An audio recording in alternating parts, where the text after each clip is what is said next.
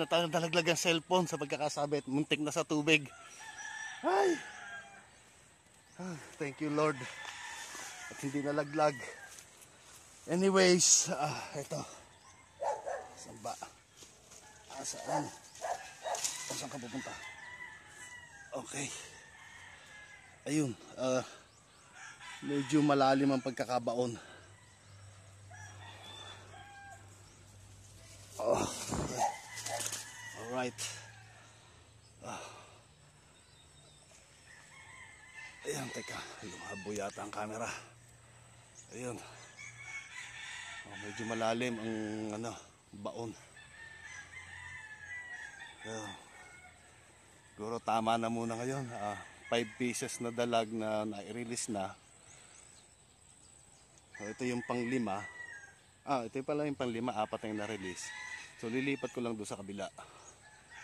Dahil medyo, ayun, as you can see guys, medyo hindi maganda ang tubig dito. Pero very ideal sa dalag. So, release ko lang doon sa kabila. Okay guys, stay tuned. Putang na naman yan.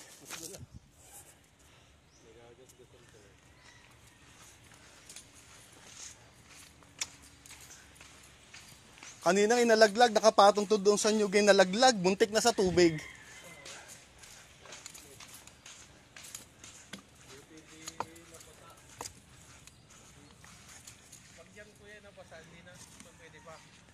Aba, edi problema ng malaki.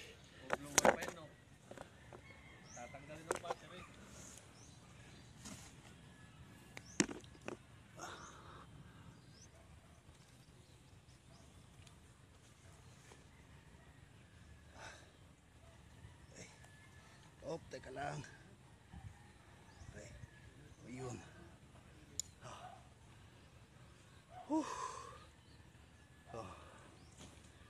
Hindi naman masyadong malalim ang tama, so mabubuhay siya.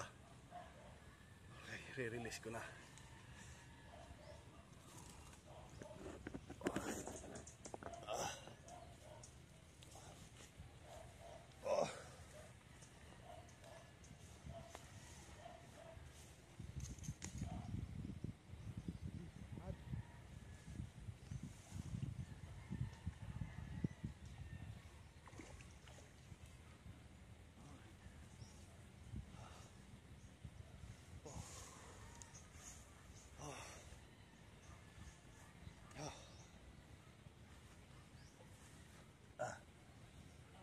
Ito yung frog.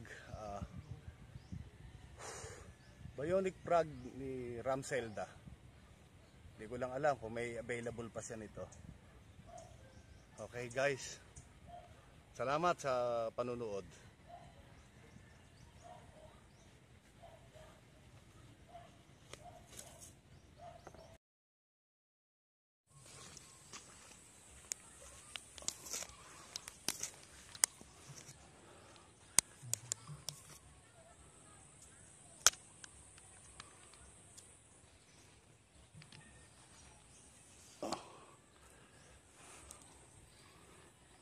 Cameraman.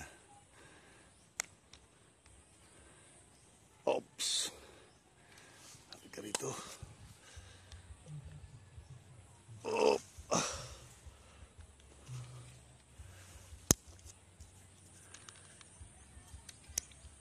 Oh. Ayan. Shout out kay Ramselda, kanyang bionic frog. Ay, hirap ng mag-retrieve. Tapos ikaw pa ang kumukuha ng video. Teka, tanggalin ko lang at para mai-release.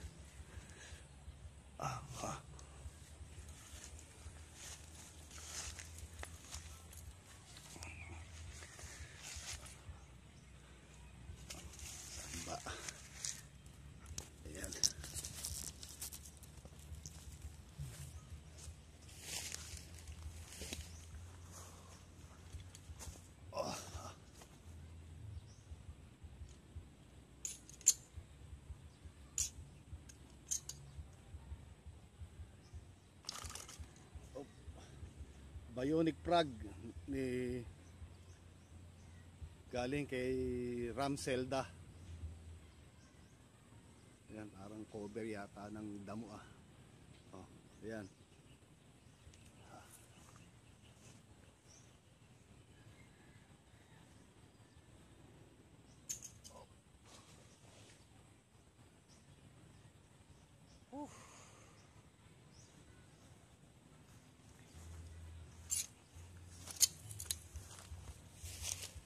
Okay.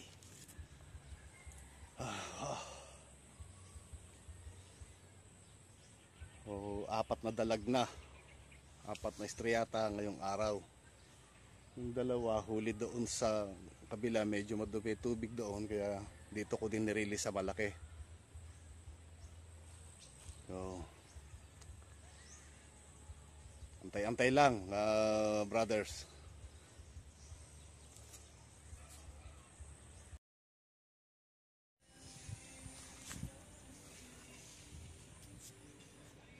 Video yan, video.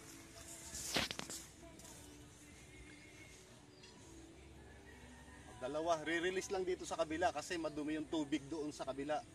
Kaya re-release dito.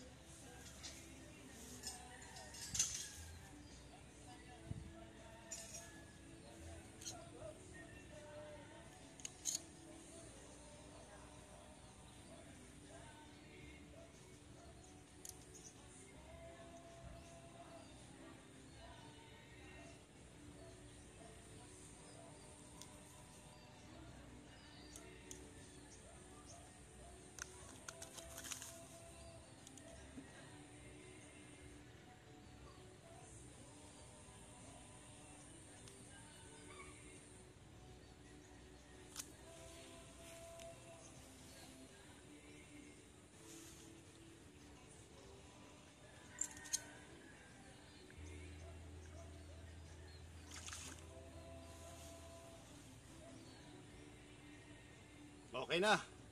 Kapag-release na ulit tayo ng snakehead galing doon sa maduming tubig, lipat sa malinis. Salamat. Pala yung lure na gamit. Galing kay shout out kay Bro Stephen Mendoza.